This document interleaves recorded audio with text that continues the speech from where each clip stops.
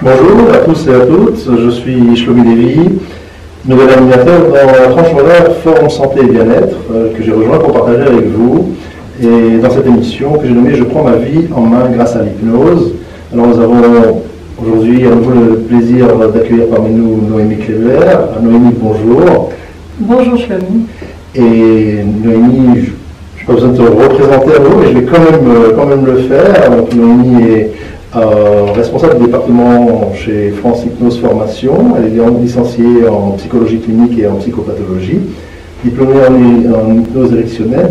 Donc j'ai le plaisir de partager cette heure avec toi, Noémie, pour parler de la confiance en soi, l'estime de soi, et également une question qu'on peut se poser: y a-t-il une alternative aux antidépresseurs? Parce que justement, la plupart des problèmes que l'on rencontre en cabinet, que l'on rencontre chez les gens, c'est celui-là, c'est cette confiance en soi qui est rudement mise à l'épreuve par les épreuves de la vie, mais pas seulement par les épreuves de la vie, par également les personnes que l'on côtoie, que l'on fréquente, et étonnamment, même nos parents ou nos époux, épouses qui peuvent commencer par entamer et casser cette confiance en soi. C'est de ça que donc on va parler pendant cette heure-là. On va donc décortiquer comment ça se passe, quelle est la différence aussi entre confiance, estime de soi, image de soi, tous les effets négatifs que ça peut avoir, et ce que l'on peut faire pour cela, quoi. Oui, effectivement, merci Shlomi de m'avoir présenté par le biais d'une belle prédérition, ça ne m'a pas échappé. Alors, je ne vais pas te représenter, mais quand même, présentons-la. Merci donc de m'avoir présenté par cette jolie prédérition. Et effectivement, oui, on est dans une société de mise à l'épreuve. C'est vrai que les performances, les compétitions suscitent beaucoup d'inquiétudes, à savoir est-ce que je vais être capable de faire.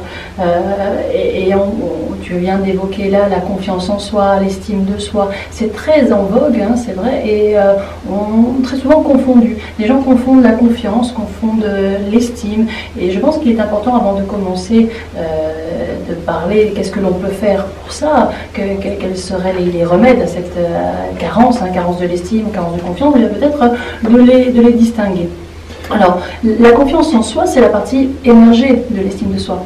Tu voulais dire quelque chose? Non, justement, je voulais savoir comment on peut définir l'estime que l'on a de soi-même, de ce qu'on peut faire, et cette confiance, est-ce qu'on peut la faire ou pas? Comment est-ce qu'on va définir ça, et puis comment l'appliquer pour soi? D'accord. Alors, voilà, comme je disais il y a quelques instants, la confiance en soi, c'est la partie émergée de l'estime de soi. Vraiment, en deux mots, les définir avant de rentrer dans le détail de chacun d'entre eux. Je crois quelque part que l'estime, c'est l'idée que je vais me faire de moi. C'est un genre d'auto-évaluation, le jugement que je porte sur moi. Il s'agit de la valeur que je m'attribue, en fait. Je suis quelqu'un d'important pour moi. L'estime, c'est ça, c'est je suis quelqu'un d'important pour moi. Tandis que la confiance, elle renvoie plutôt à nos aptitudes, à nos compétences, à nos capacités. C'est j'ai conscience que je sais faire quelque chose, et cette conscience-là me confère une certaine stabilité, une certaine fiabilité, une certaine sécurité peut-être même. Donc quelque part, on a la confiance en soi qui renvoie à la notion de sécurité, alors que l'estime de soi, elle renvoie à la notion de valeur. Et comment est-ce qu'on acquiert justement cette estime et puis cette confiance? Est-ce qu'on peut avoir l'un et pas l'autre de manière interchangeante? Oui, tout ça fluctue, c'est à géométrie variable, comme on dit. On peut rencontrer des gens qui ont de la confiance et pas d'estime, ou de l'estime, pas de confiance. Ce dont on parlera peut-être un peu plus tard, c'est justement ce cas de figure assez récurrent de gens qui n'auraient pas d'estime et qui auraient finalement beaucoup de compétences et de capacités.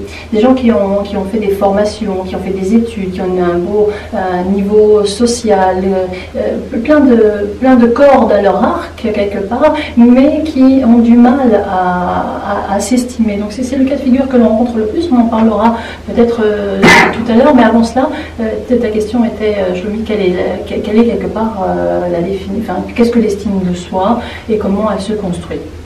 Alors, l'estime de soi, elle se construit en même temps que la personnalité.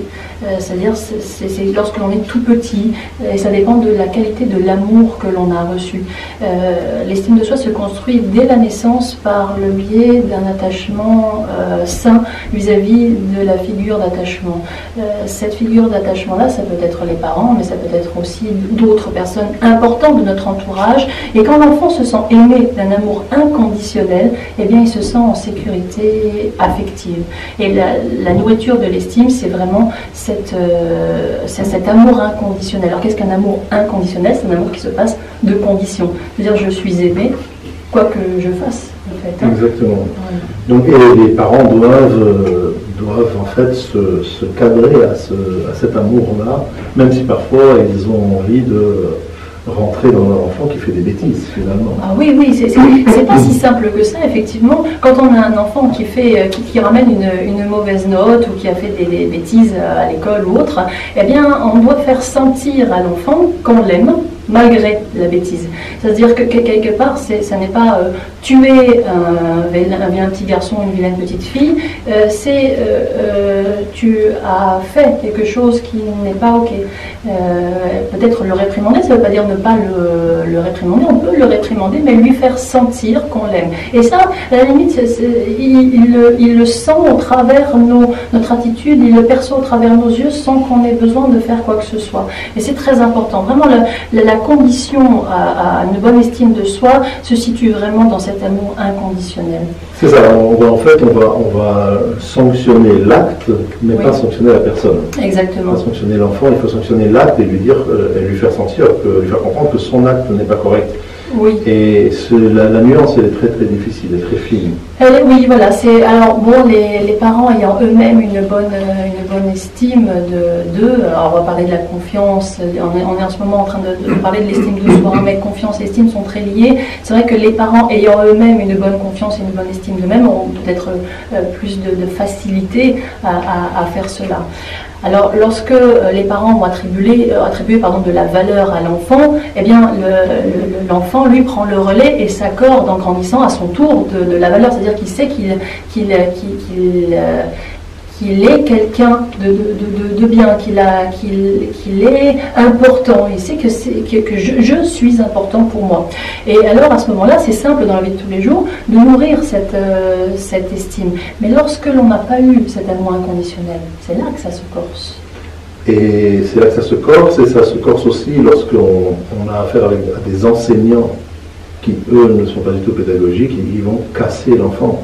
Même si chez les parents, à la maison, ça se passe bien, on a tous vécu des cas personnels, si ce n'est pas soi-même ou d'autres, où malheureusement les enseignants ne sont pas formés pédagogiquement pour accueillir les carences de certains enfants et les cassent, les détruisent complètement et ça casse un enfant parce que finalement l'enseignant l'enfant passe plus de temps à l'école que chez lui à la maison. Oui, alors c'est vrai que lorsque l'enfant a reçu cet amour inconditionnel et qu'il se sent en sécurité affective, du coup il a les fondements, il a les bases, il a la fondation qui vont lui permettre d'être peut-être un peu plus armé face aux éducateurs, face aux enseignants et autres. Ça ne veut pas dire qu'il n'y sera pas insensible, mais ça veut dire qu'il le vivra mieux. Voilà, donc c'est quand même important d'avoir ces bases-là.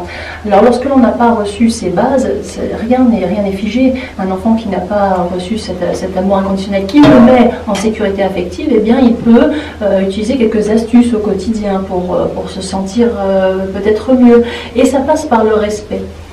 Se respecter est important pour booster pour booster l'estime de soi. Se respecter, ça veut dans le sens du plus concret au plus large.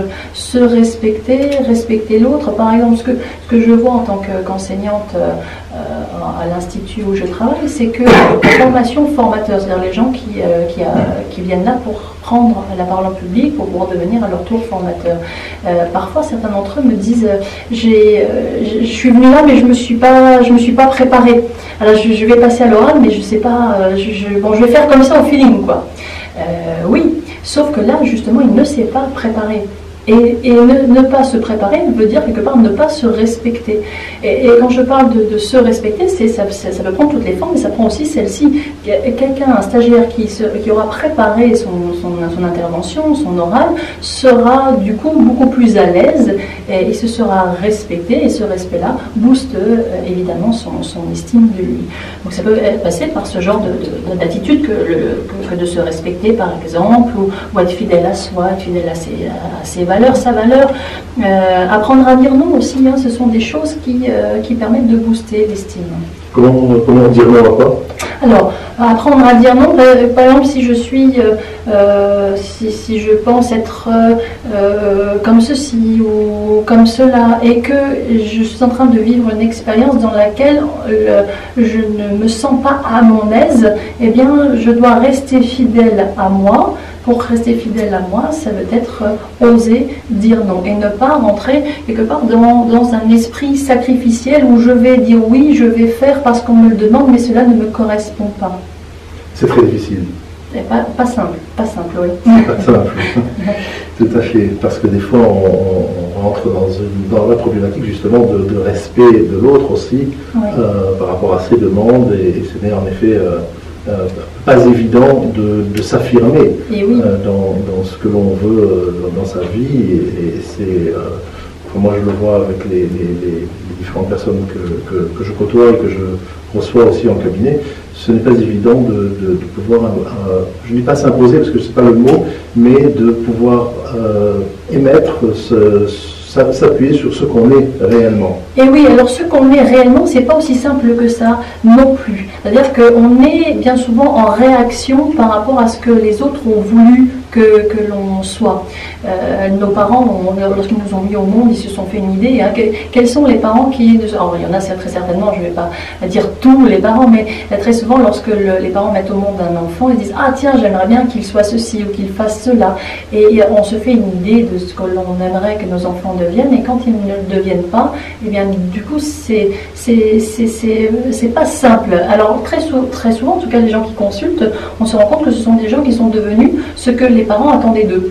Voilà. Et il y a là un genre d'esprit sacrificiel, de s'oublier, et au final, les gens ne savent plus vraiment qui ils sont. Oui, tout à fait. Et il y a aussi l'effet inverse, enfin, ou le processus inverse, c'est un enfant qui n'est pas désiré. Mm-hmm. Et donc, l'enfant n'étant pas désiré, le parent va mettre tout ce non-désir en lui, il va le sentir.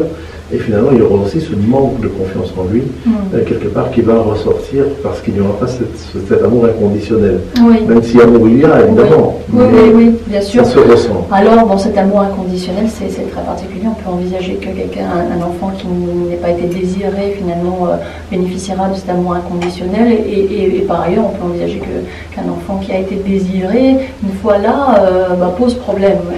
Il y a plein de cas très, très différents. En tout cas, je crois que pour peut-être synthétiser un petit peu ce qu'on vient de dire, l'estime de soi, ça dépend vraiment de cet attachement sain, de cette figure d'attachement qui nous donne un amour inconditionnel, qui nous met en sécurité affective. Quand on en a reçu, on prend le relais, l'adulte prend le relais et va se nourrir de tout ce qui va lui arriver dans la vie de tous les jours pour pouvoir booster son estime. Et quand il n'en a pas eu, eh bien, il y a pas mal de petites astuces comme se respecter, être fidèle à ce que l'on est, apprendre à dire non, etc. Mais il y a aussi éradiquer les suggestions négatives que l'on s'envoie. Et ça fera peut-être l'objet de la dernière partie de cette émission. Les suggestions négatives, c'est lorsque l'on se dit, par exemple, je suis nul, je ne vaux rien, je suis incapable, etc. Toutes ces suggestions que l'on s'envoie qui ont un effet vraiment très, très négatif. Et alors, à ce moment-là, l'hypnose va pouvoir agir sur ce point-là. C'est passionnant. On va donc revenir à ça après une petite pause musicale. Merci beaucoup, Noémie. Merci, Julie.